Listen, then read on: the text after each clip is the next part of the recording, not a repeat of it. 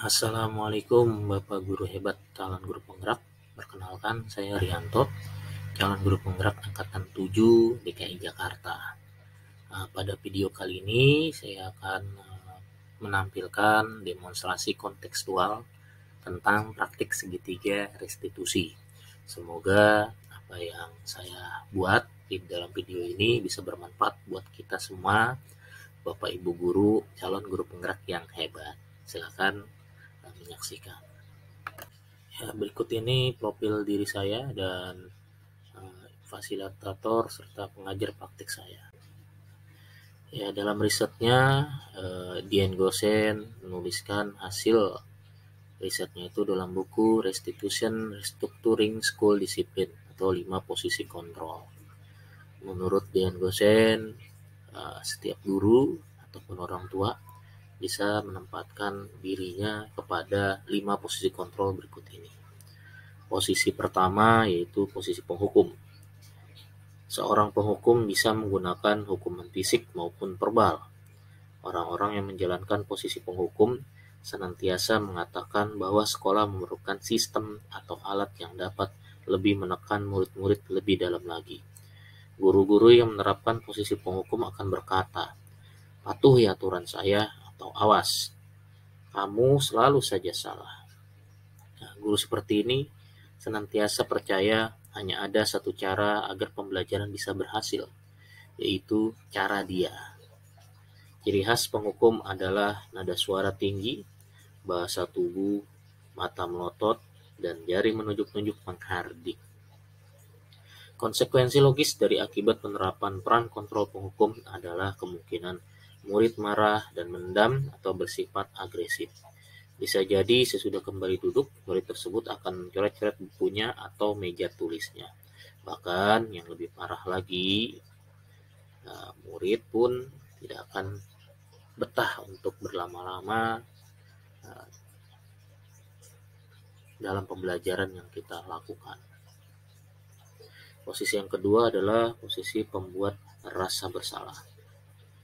Pada posisi ini biasanya guru atau orang tua akan bersuara lebih lembut. Membuat rasa bersalah akan menggunakan keheningan yang membuat orang lain merasa tidak nyaman, bersalah, atau rendah diri. Kata-kata yang keluar dengan lembut akan seperti, "Bapak sangat kecewa sekali dengan kamu.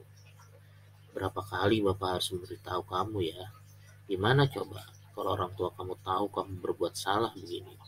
Di posisi ini, murid akan memiliki penilaian diri yang buruk tentang diri mereka.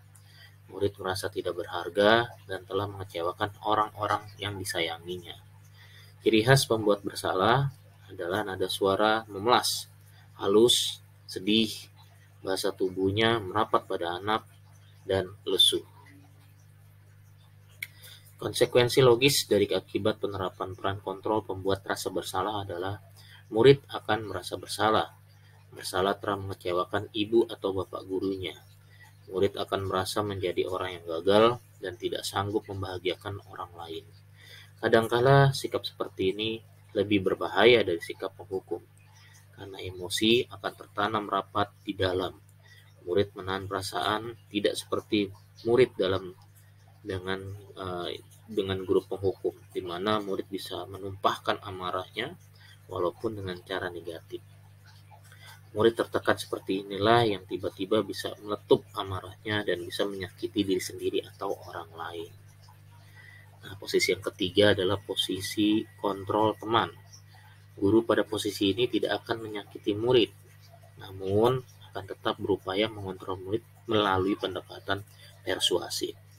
Posisi teman pada guru bisa berdampak negatif atau berdampak positif. Berdampak positif di sini bisa berupa hubungan baik yang terjalin antara guru dan murid. Guru di posisi teman menggunakan hubungan baik dan humor untuk memengaruhi seseorang. Nah, mereka akan berkata, "Ayo bantulah demi Bapak ya. Ayo ingat Kak, kamu akan bantuan Bapak selama ini. Ya sudah, kali ini tidak apa-apa, nanti Bapak bantu bereskan." Sedangkan posisi kontrol teman bisa juga berdampak negatif. Salah satunya bila suatu saat guru tersebut tidak membantu, maka murid itu akan kecewa dan berkata, "Saya pikir Bapak adalah teman saya." Akhirnya murid pun merasa dikecewakan dan tidak mau lagi berusaha. Hal lain yang mungkin timbul adalah murid hanya akan bertindak untuk guru tertentu dan tidak untuk guru lainnya. Murid akan tergantung pada guru tersebut. Nah, ciri khas posisi kontrol teman adalah nada suaranya, dia akan terlihat ramah, akrab, dan bercanda. Sedangkan pada posisi bahasa tubuhnya, dia akan lebih mendekat pada murid, mata, dan senyum jenaka. Nah, konsekuensi logis dari penerapan posisi kontrol teman adalah murid akan merasa senang dan akrab dengan guru. Ini termasuk dampak yang positif. Hanya saja, di sisi negatif, murid menjadi ketergantungan pada guru tersebut. Bila ada masalah, dia merasa bisa mengandalkan guru tersebut untuk membantunya. Akibat lain dari posisi teman, murid hanya akan berbuat sesuatu bila yang menyuruh adalah guru tersebut, dan belum tentu berlaku hal yang sama dengan guru atau orang lain. Nah, posisi yang keempat yaitu posisi kontrol pemantau atau monitor. Memantau berarti mengawasi. Pada saat ia mengawasi, kita dituntut untuk bertanggung jawab atau berperilaku. Posisi pemantau selalu mendasarkan dirinya itu pada peraturan dan konsekuensi. Dengan menggunakan sanksi atau konsekuensi, kita dapat memisahkan hubungan pribadi kita dengan murid. Sebagai seorang yang menjalankan posisi pemantau, pertanyaan yang sering diajukan biasanya seperti, peraturannya apa? Apa yang telah kamu lakukan? Sanksi atau konsekuensinya apa? Nah, seorang pemantau akan selalu mengandalkan penghitungan, catatan, data yang dapat digunakan sebagai bukti atas perilaku seseorang. Nah, ciri khas pemantau adalah dengan nada suara yang datar, bahasa tubuh yang formal. Konsekuensi logis dari penerapan posisi kontrol pemantau adalah murid akan memahami konsekuensi yang harus dijalankan karena telah melanggar salah satu peraturan sekolah. Guru tidak menunjukkan suatu emosi yang berlebihan, menjadi marah, atau membuat merasa berbuat salah. Murid tetap dibuat tidak nyaman, yaitu dengan harus tinggal di kelas pada waktu jam istirahat dan mengerjakan tugas. Guru tetap harus memantau murid pada saat mengerjakan tugas di jam yang sudah disepakati. Nah, sedangkan posisi yang kelima adalah posisi kontrol manajer.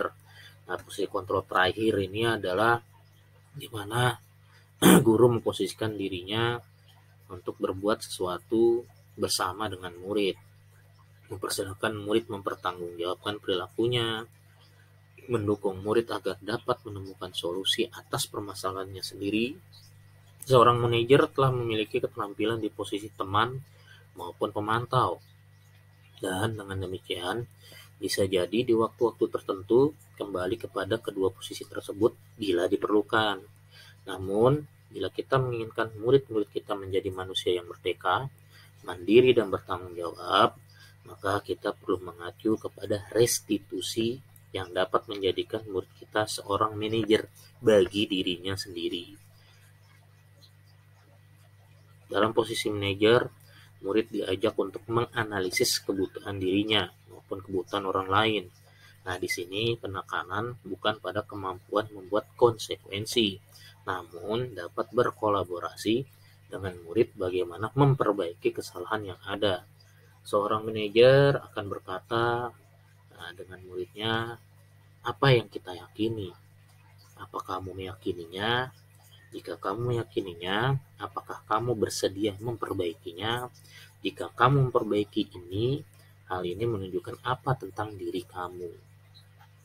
Apa rencana kamu untuk memperbaiki hal ini? Nah, tugas seorang manajer bukan untuk mengatur perilaku seseorang, tapi membimbing murid untuk dapat mengatur dirinya.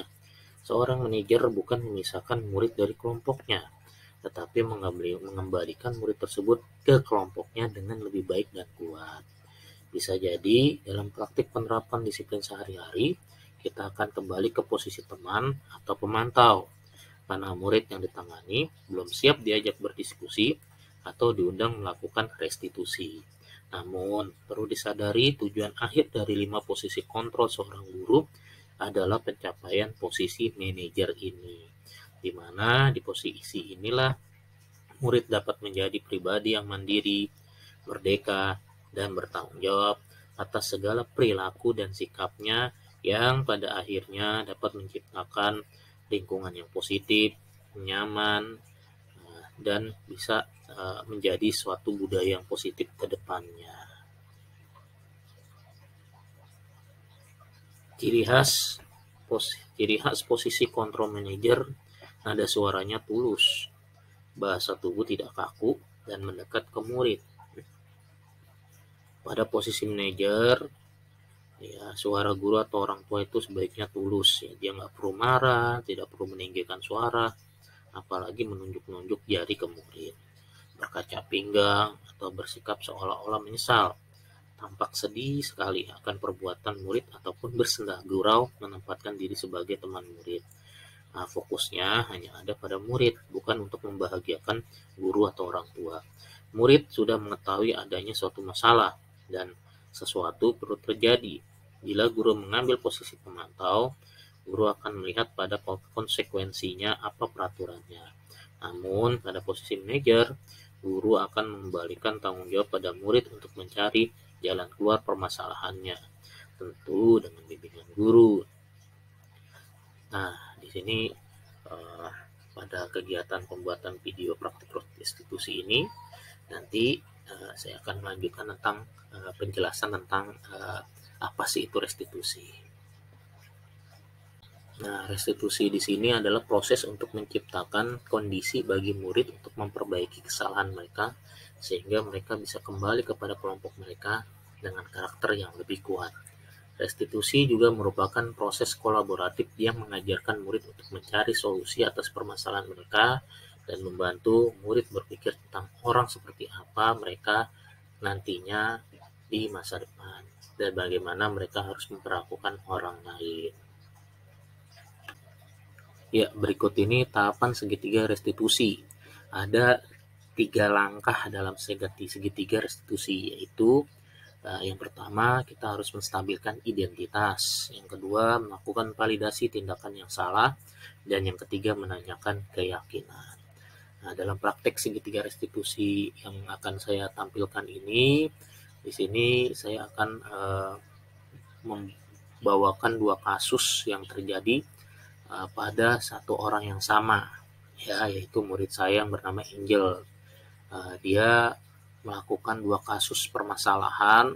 Yang pertama berkaitan dengan datang terlambat ke sekolah, dan yang kedua dia ketahuan sedang makan di saat jam pembelajaran di mana teman-temannya saat itu sedang melakukan diskusi kelompok.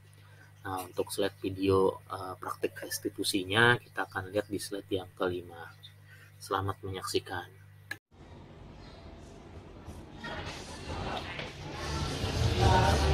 Assalamualaikum. Waalaikumsalam. Silakan masuk, Angel.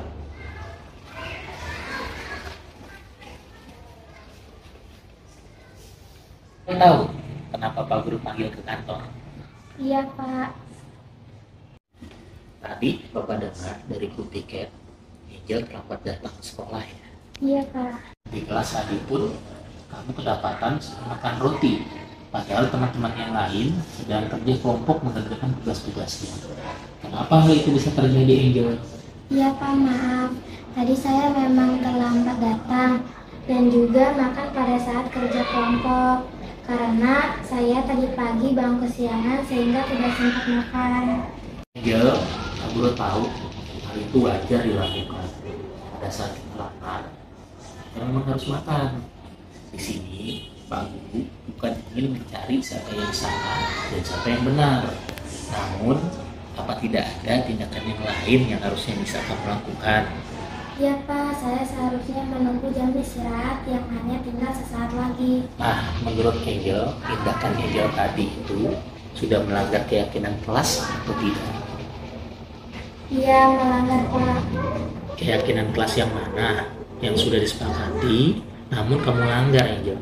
Buat kelas nyaman dan tertib, saling menghargai sesama teman, dan ini terjadi karena saya tidak disiplin waktu dan tidak sempat sarapan, sehingga pada saat kerja kelompok saya malah makan. Oh, penting. Tindakan apa yang harus dilakukan Angel ke depannya?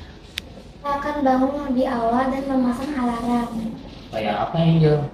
supaya bangun lebih pagi dan sempat untuk sarapan. Bagus. Jadi, bila kamu sudah memperbaikinya, kamu ingin menjadi orang seperti apa, Angel? Saya akan menjadi orang yang disiplin dan mandiri, Pak. Terima kasih, Angel, karena kamu sudah berniat untuk memperbaiki kesalahan kamu. Pak Guru izinkan untuk kamu kembali ke kelas. Terima kasih, Angel. Ya, sama-sama, Pak. Terima kasih. Assalamualaikum, Pak. Waalaikumsalam, Angel. Menurut Angel, kegiatan restitusi yang baru saja tadi kita lakukan untuk murid-murid yang memiliki kesalahan seperti apa, Angel? Menurut Angel bagus, karena dengan begitu kita diberi kesempatan untuk memperbaiki kesalahan kita tanpa harus diberi hukuman atau diberi sanksi. Terima kasih ya Pak atas kebijaksanaannya. Oke, terima kasih, Angel. Ya, terima kasih kepada Bapak Guru hebat, calon guru penggerak yang sudah berkenan mampir ke beranda YouTube saya.